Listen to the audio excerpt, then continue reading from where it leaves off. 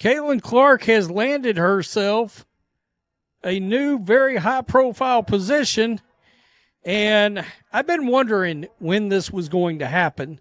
I knew at some point, somewhere, with some miscellaneous media outlet, Caitlin Clark would get a gig, and now we know where that gig's going to be, when that gig's going to be, and who that gig's going to be for. So nobody predicted this move. While everyone assumed Caitlin Clark would end up at ESPN, or maybe Turner, she just signed with NBC Sports for their premier basketball show. The timing here reveals everything about who holds the real influence in women's basketball right now. Because as the WNBA Players Union considers boycotting the 2026 season during CBA talks, the sport's brightest star just locked in a contract that carries her through the offseason without missing a beat on her brand building. You know, I don't know how much. There's no CBA right now. And this, of course, would run through, let's see, what, at least May, in theory. I don't know. We don't have any dates that stretch that far yet. I still think they're going to get the CBA done, folks. Mark your calendar for February 1st. That's when Clark steps into the NBC analyst chair, right before Lakers and Knicks face off at Madison Square Garden. She returns March 9th for Thunder versus Knicks. These aren't just any matchups, these are premium NBA showcases, and they're placing a WNBA star with zero professional TV analysis experience alongside legitimate Hall of Fame players. This isn't some experimental tryout. This is NBC making a declaration about her star power. That is, if there is a new CBA agreed upon. Before then, again, I've told you guys, I've got the over-under on February 15th. I just have a feeling. That's just my gut feeling that when push comes to shove, again, I believe a lot of players. Now, here's where this gets really intriguing.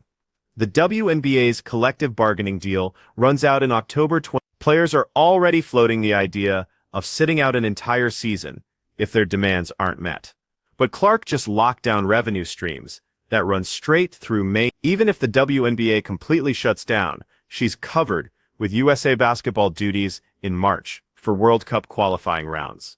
She's got this NBC arrangement lasting through spring, and she's creating bargaining power that operates completely independent of whatever the Players Union chooses to do. We're crossing the line. We want to sign the deal. But that long wait doesn't mean Caitlin Clark has been away from the game. In fact, she notably suited up for USA basketball training camp in December, has expressed her dedication for participating in all-team USA events with FIBA World Cup looming in September and qualifiers taking place in March. So she has and will get the needed reps before finally taking the floor again with the Fever.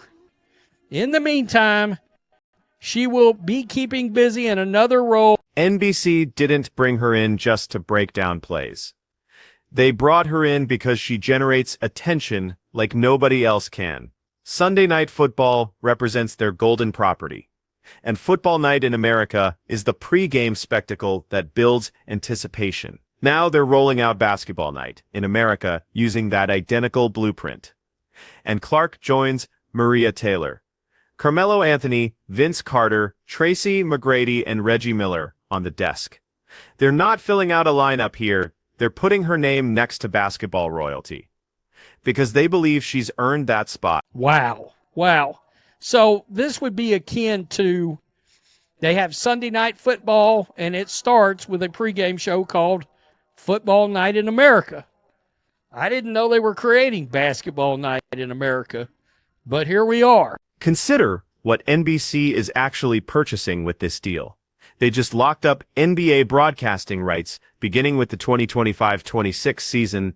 They're also covering WNBA games. And the one athlete who can connect both fan bases, who can pull casual viewers into women's basketball while bringing women's basketball supporters into NBA coverage, just became part of their team. This transcends her basketball knowledge, though that's clearly exceptional. This is about her unique ability to make people genuinely invested. Despite his limited role, simply having Jordan as part of the coverage created buzz. NBC is surely hoping Caitlin Clark's involvement will do the same. Of course, Caitlin Clark is expected to offer unique insights in assuming the analyst role for the first time, and her basketball IQ cannot be questioned. So the transition will be a seamless one for the Indiana Fever's star point guard. NBC will also have WNBA coverage for the upcoming 2026 season, so Caitlin Clark will surely appear in more than just... Sam Flood, NBC's executive producer, described her as one of the most captivating and dynamic forces in basketball. Not women's basketball. Basketball, full stop. That word choice carries weight because it shows exactly how NBC intends to frame her role. She's not being marketed as some token addition or checkbox hire. She's being presented as someone who grasps the game at its highest level and can translate that understanding for audiences. But this is where things get messy. Clark's injury wrapped up her 2024 season back in July. The 2026 WNBA season should tip off in May. That creates a 10-month void, assuming there even is a 2026 season. During this entire stretch, she maintains visibility, relevance, and income through sponsorship deals, USA basketball commitments, and now this NBC partnership. Meanwhile, her fellow WNBA players watch their off-season earning potential stay severely restricted. Let's go over here. This is the official from NBC Sports, the press release. And it basically does say the same thing. However, Caitlin Clark is going to join the studio team of Maria Taylor. She also hosts Football Night in America with Chris Sims and Mike Florio, Rodney Harrison, Tony Dungy, and Jason Garrett. Carmelo Anthony, Vince Carter, and Tracy McGrady for pregame commentary. These CBA negotiations are going to be absolutely vicious. Players are demanding higher pay, better travel arrangements, bigger rosters, and a larger slice of league revenue. Team owners will counter by pointing to attendance numbers and TV ratings, arguing that most growth centers around just a few superstars, and Clark becomes their primary evidence. Indiana Fever transformed from complete irrelevance to appointment television in one season purely because of her presence. NBC recognizes this reality. ESPN recognizes it. Every single franchise owner in the league recognizes it. So when NBC announces they're featuring her on their signature basketball program before she's called a single professional game as an analyst, they're placing a substantial wager. They're betting her name value, and fan devotion crosses over between sports. They're betting people who watched her play will watch her analyze games. And they're betting her involvement gives their basketball coverage a legitimacy that resonates with advertisers. So that's very interesting. By the way, you can watch these online at Peacock, on the Peacock app, which is NBC's official app out there. And I've got it because, well, there's some decent stuff on Peacock. There's movies. There's a couple of old series I watch on there, and WWE Saturday Night Main Event is on there. Now think about how this positions her during CBA talks. The WNBA Players Association needs complete solidarity if they want any leverage against ownership. But Clark just proved she has alternatives that don't require the WNBA season to exist. She generates income through media appearances.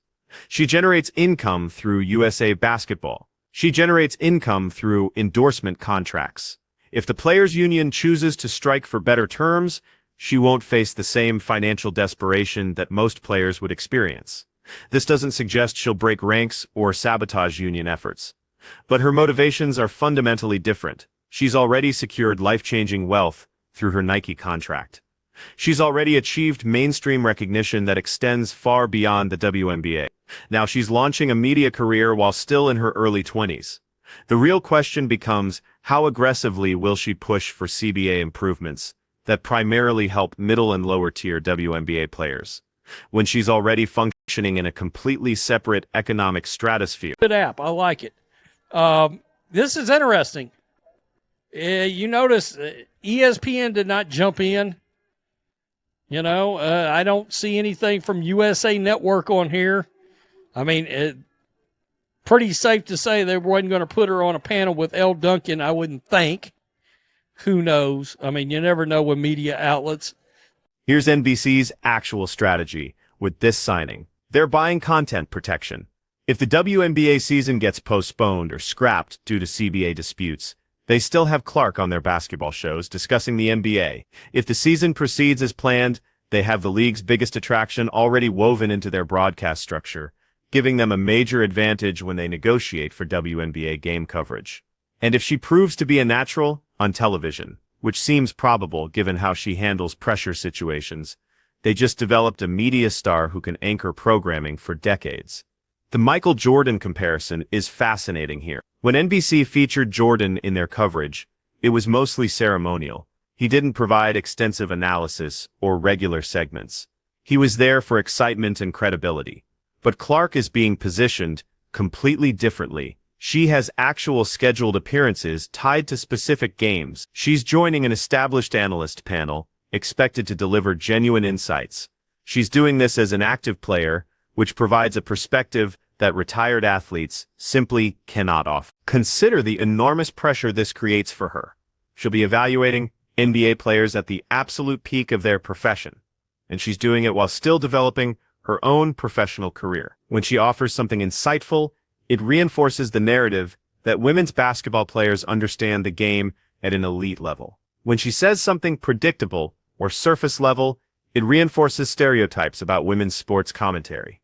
There's no middle ground here. Every single appearance gets dissected.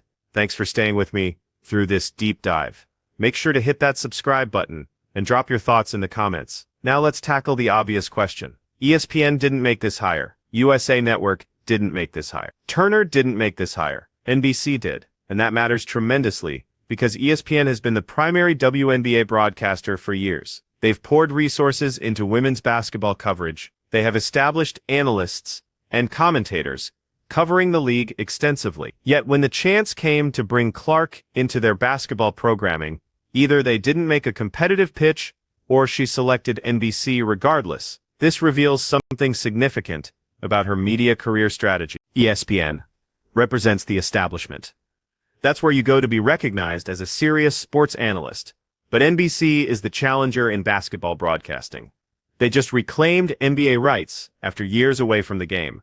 They're constructing their basketball identity from nothing. Being part of that foundation, being there for the Basketball Night in America launch, gives Clark ownership over the brand that joining an established ESPN show never could. Plus there's the Peacock element. NBC's streaming service hosts much of their premium content, including exclusive NFL games. If Basketball Night in America becomes a cornerstone property on Peacock, and Clark is integral from the beginning, she's positioning herself at the heart of how younger demographics consume sports media. That's genuinely forward-thinking compared to joining ESPN's traditional broadcast approach. But here's the danger. If the WNBA season actually gets delayed or canceled because of CBA negotiations, and Clark appears on television weekly discussing NBA basketball, certain fans will view that as betrayal. They'll argue she should use her platform advocating for WNBA players, not building her personal brand through male athletes' success. That criticism might be unfair, but it's absolutely coming. The reality is more nuanced. Clark discussing basketball on NBC keeps the sport in public conversation. It keeps her name visible to casual sports fans. And when the WNBA season finally begins, whether that's May 2026 or later, she'll bring some of those viewers back to women's basketball. That's the optimistic interpretation. The pessimistic interpretation is that she becomes known primarily as an NBA analyst who used to play in the WNBA, and women's basketball loses its biggest star to media before she reaches her peak. NBC is backing the optimistic interpretation. They believe her WNBA career and media career can coexist and strengthen each other.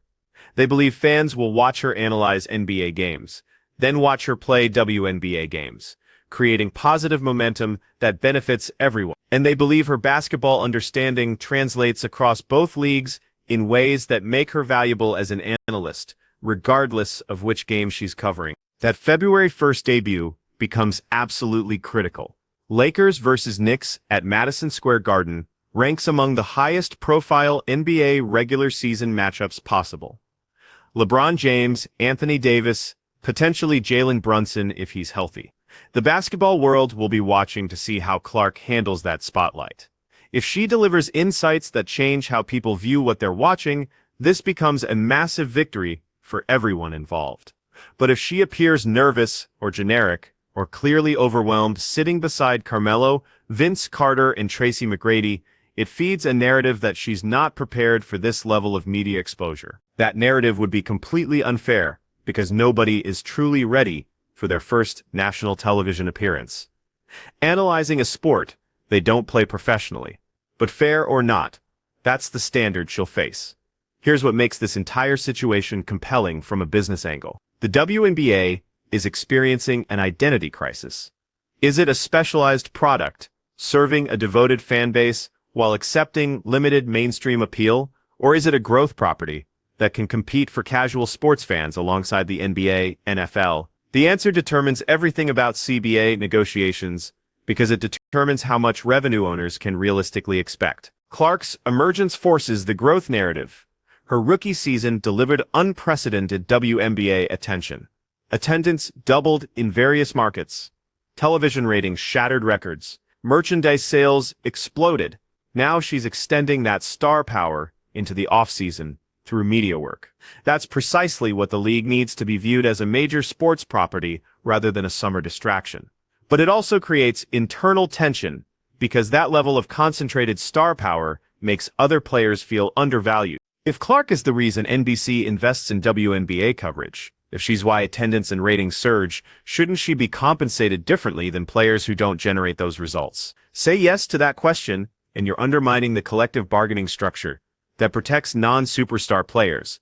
The NBA addressed this tension decades ago when Michael Jordan's earning potential far exceeded salary cap limits. They created exceptions, loopholes, and endorsement opportunities that let him get paid while maintaining the illusion of competitive balance. The WNBA must develop its own version of that solution because Clark's market value already operates in a different universe than the league's pay structure can handle. So when you watch her NBC debut on February 1st, you're not just watching a basketball player attempt analysis, you're watching the future of women's basketball economics unfold in real time. You're watching a test case for whether WNBA stars can build mainstream media careers while still playing. And you're watching NBC bet that the Clark phenomenon is sustainable, expandable, and valuable enough to build programming around. The question remains whether she can deliver, whether she can sit at that desk with NBA legends and provide insights, justifying her presence. Whether she can handle the pressure of representing women's basketball every time she speaks, whether she can balance being an active WNBA player with being an NBA analyst without alienating fans of either league. My prediction? She'll handle it just fine. She's managed pressure her entire career. She's been the story, the controversy, the focal point since high school. She's dealt with defenders trying to injure her, fans criticizing every decision, media analyzing every word, sitting at a desk discussing basketball is simple compared to what she's already survived. If NBC is smart, they'll let her be authentic. Let her discuss the game as she sees it. Let her bring the perspective of someone actually playing at an elite level right now. Don't force her to sound like everyone else because that's what makes this hire potentially genius. Clark doesn't think about basketball like Carmelo Anthony thinks about basketball. She doesn't see the game like Vince Carter sees it. She has a different perspective shaped by playing in a different league with different rules and different expectations.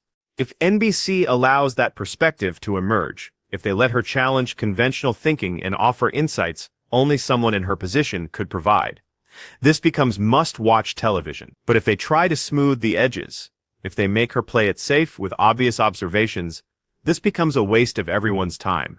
The value of having Clark on your basketball show isn't that she can repeat what others are saying. It's that she can say things nobody else can say, because she's living a basketball experience nobody else is living. That's what we're monitoring on February 1st.